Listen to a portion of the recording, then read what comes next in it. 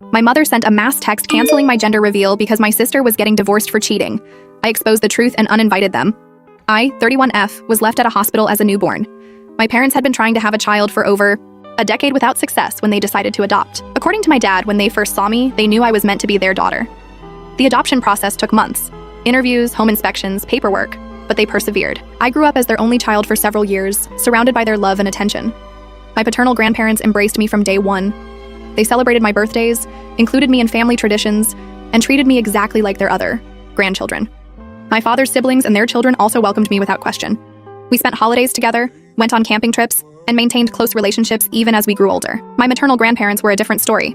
They never accepted me as part of the family. During my first Thanksgiving with the extended family, everyone received personalized place cards at the dinner table, except me. When I asked my grandmother where I should sit, she pointed to a small folding chair in the corner of the dining room, separate from everyone else. My dad immediately picked me up, grabbed our coats, and we left. My mother stayed behind, saying she would talk to her parents. When we got home, Dad explained that some people have narrow views about what makes a family. He promised that no matter what anyone else thought, I would always be his daughter. The next day, Mom returned and assured me her parents would come around eventually. They never did. When I was 8, my mother unexpectedly became pregnant. The news came as a shock to everyone, including my parents who had long given up hope of conceiving. Their joy was immediate and obvious. I noticed how my maternal grandparents reacted to the news, calling it a miracle and suddenly becoming more interested in visiting our home. I started having nightmares about being sent back to the hospital. One morning, after waking up crying, my parents sat me down and assured me that I would always be their first daughter. Dad emphasized that family isn't about blood, but about love.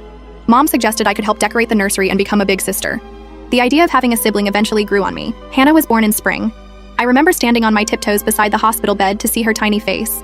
Dad lifted me up so I could get a better look, and Mom showed me how to support her, head properly when holding her. For the first few years, Hannah followed me everywhere. She wanted to wear the same clothes, play the same games, and sit beside me during meals. I taught her how to tie her shoes and ride a bike. Something changed after Hannah turned 5. My maternal grandparents began taking her for weekend visits without me. When she returned, she would look at me differently and avoid playing with me. Once, while coloring together, she suddenly asked, "Is it true you're not really my sister?" I didn't know how to respond and told Mom about it later. She dismissed it as a misunderstanding and said she would talk to Hannah. The incident started small. My homework assignments disappeared from my backpack. My favorite sweater went missing before school picture day. When I mentioned these things to my parents, they suggested I was becoming forgetful or disorganized. Then I noticed my toothbrush was wet every morning, even though I hadn't used it yet. I started keeping it in my bedroom instead of the bathroom. One day after school, I found Hannah in my room applying my new makeup all over her face and the carpet. When I asked what she was doing, she smirked and continued rubbing eyeshadow into the rug. I called for Mom, who came upstairs and gasped at the destruction. Nearly $200 worth of products I had saved for months to buy were ruined. I was just playing, Hannah said. Mom sighed and told me not to overreact about just makeup while helping Hannah clean her face.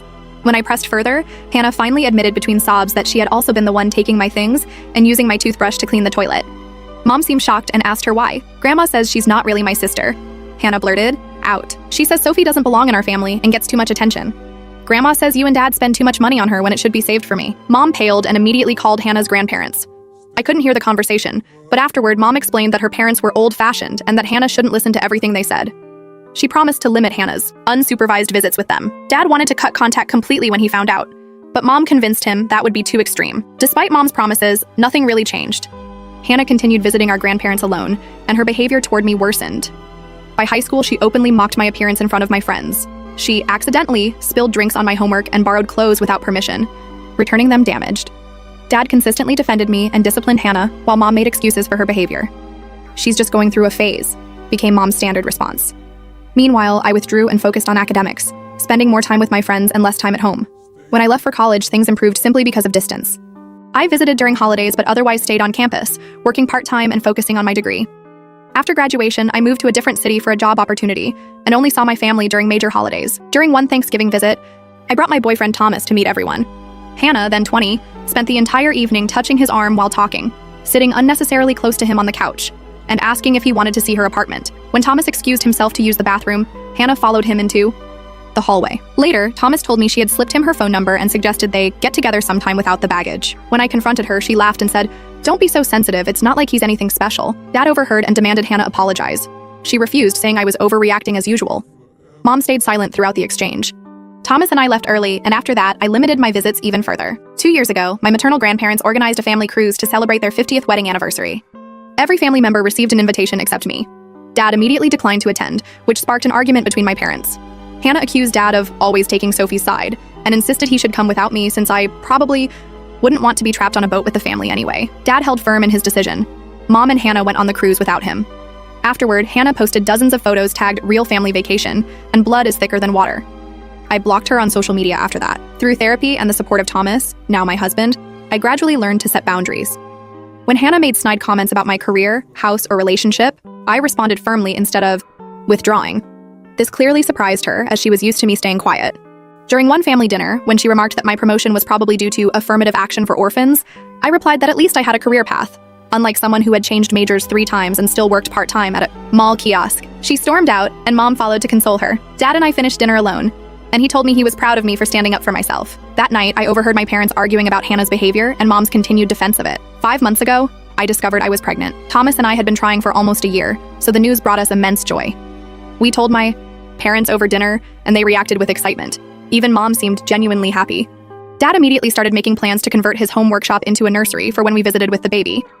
Hannah, meanwhile, had married a man named Parker 2 years ago in a ceremony I wasn't invited to attend. From what I gathered, through family conversations, their relationship had always been rocky.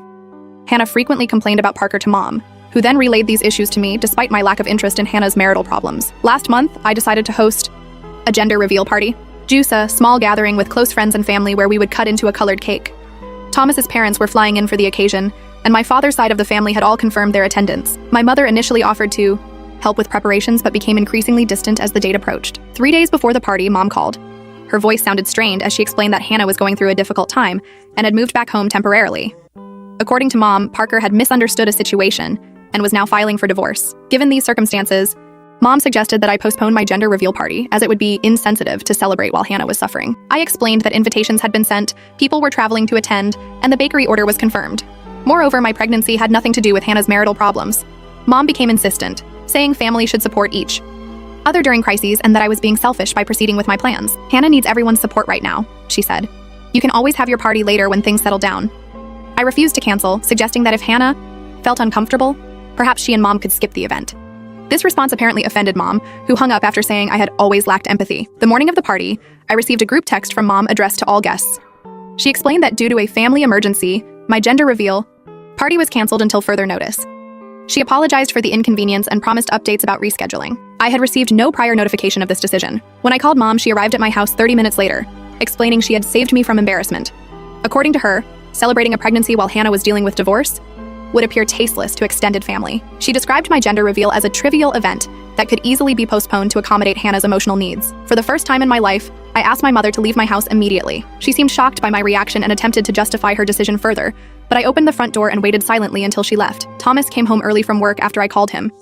While explaining what happened, I received a text from Hannah telling me to stop being a drama queen about a stupid party and to consider how difficult her life was right now. She added that Mom was just trying to protect the family's reputation and that I should keep certain details private. That evening, I learned from my father that Hannah's divorce was not due to a misunderstanding as Mom had claimed. Parker had returned home early from a business trip and found Hannah in bed with her former college boyfriend. Dad had only recently discovered the truth himself and was furious with both Hannah for her infidelity and Mom for misrepresenting the situation. After consulting with Thomas, I composed an email. I addressed it to everyone who had been invited to the gender reveal party, explaining that contrary to my mother's message, I had not agreed to cancel the event. I detailed how Mom had taken this action without my knowledge or consent because Hannah was going through a divorce after being caught cheating on her husband. I ended by announcing that the gender reveal would be rescheduled and hosted by Thomas's parents at their home the following weekend, and that my mother and sister were not welcome to attend. Within minutes of sending the email, my phone began ringing with calls from Mom and Hannah.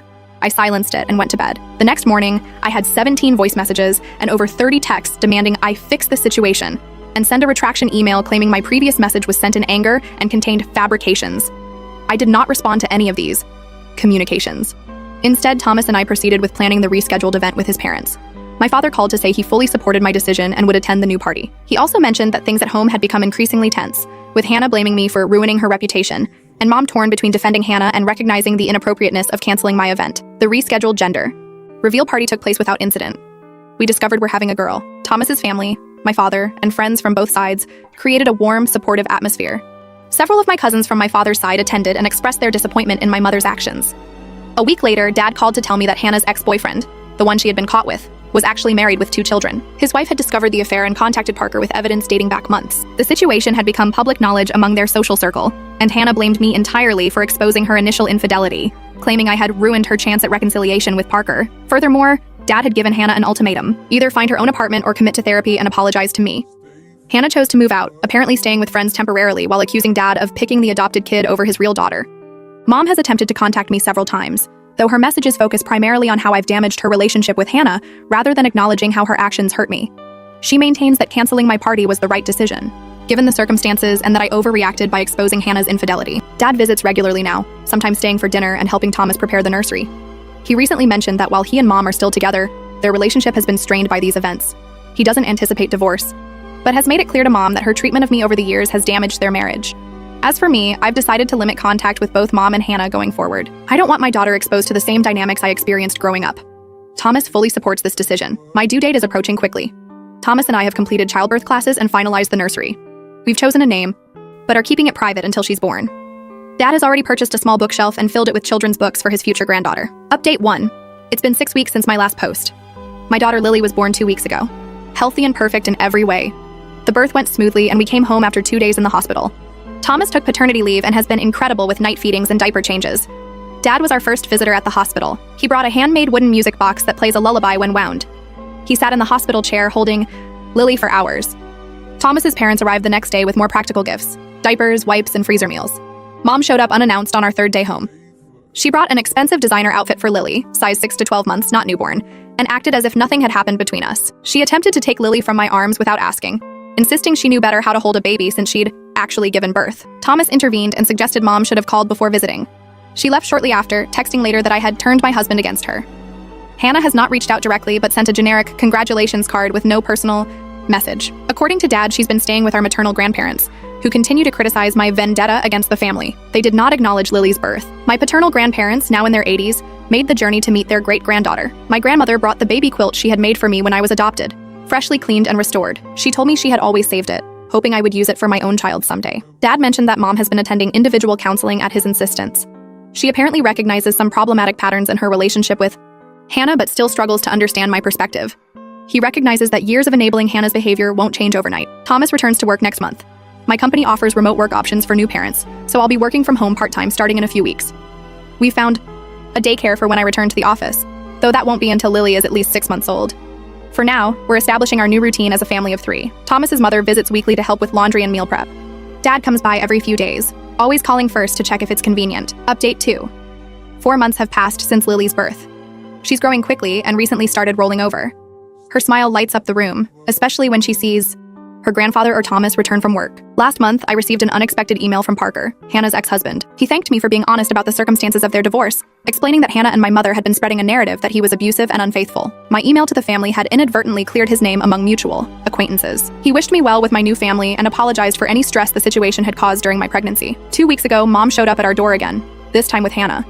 They wanted to clear the air and meet Lily properly. Hannah immediately commented that Lily looked nothing like me, with an odd emphasis that felt intentional. Mom nudged her and gave a forced smile. The visit was tense. Hannah spent most of the time on her phone while Mom tried to make conversation about neutral topics. When Lily began fussing, Hannah remarked, "She's so whiny. I guess that runs in your side," looking directly at me. Thomas, who had been giving them a chance out of respect for family reconciliation, immediately stood up and suggested it was time for them to leave as Lily needed her nap. After they left, we received a group text from Mom claiming we had been hostile and unwelcoming during what was meant to be a peacemaking visit. She demanded an apology for Thomas's rude behavior in asking them to leave. We did not respond. Dad later informed us that Hannah has been dating her former college boyfriend, the married man, openly since his divorce finalized. Our maternal grandparents apparently see nothing wrong with this relationship, despite how it began. Dad seems increasingly frustrated with the situation, but maintains contact with Mom and Hannah while keeping firm boundaries. Thomas and I have decided to move forward with buying a house in a neighboring town with better schools. The commute will be longer for both of us, but the community has excellent educational programs and more family-friendly amenities. Dad has already offered to help with the move and renovations to the new place. My relationship with Mom and Hannah remains distant. They send occasional texts about mundane matters but never acknowledge the underlying issues. I respond politely but briefly to Mom and rarely engage with Hannah at all. This arrangement, while not ideal, seems the most manageable for maintaining my well-being and focusing on Lily's needs. Update 3. Lily just turned 1 year old. We celebrated with a small party at our new house. Dad helped Thomas set up a swing set in the backyard as Lily's birthday present. My paternal grandparents sent a package of children's books and a savings bond for her education. Thomas's family drove up for the weekend and stayed in our newly finished guest room. Mom sent a gift but didn't attend, claiming she had a prior commitment. I later learned from my cousin that Mom had posted photos of herself at a spa that day. Hannah sent nothing and made no acknowledgement of Lily's birthday. Two significant developments have occurred in the past few months. First, Dad has moved out of the family home and into his own apartment. He explained that after multiple failed attempts at couples counseling, he realized the marriage had become irreparably damaged. The final straw came when he discovered Mom had been secretly sending money to Hannah to fund a cosmetic procedure, while claiming they couldn't afford to fix the roof leak in their house. He emphasized that his decision wasn't solely about my situation with Mom and Hannah, but rather the culmination of decades of similar patterns. Second, Hannah announced her engagement to her former boyfriend, the previously married man. They planned to marry at an expensive resort next summer, with our maternal grandparents covering most costs. Hannah called me directly for the first time in years, not to reconcile but to inform me that I would not be receiving an invitation. She explained this was because my presence would make her uncomfortable on her special day. I wished her well and ended the call. Mom contacted me afterward, insisting I should be more supportive of Hannah despite not being invited to the wedding. She suggested I send an expensive gift as a gesture of goodwill. When I declined, explaining that I wouldn't send a gift to an event I wasn't welcome to attend, she accused me of being petty and holding grudges. Dad visits twice weekly, sometimes staying for dinner or taking Lily to the park. He's rented a 2-bedroom apartment so that when Lily grows up, she has her own space when she stays with him. Thomas and Dad have developed their own friendship, often working on house projects together, or watching sports after Lily goes to bed.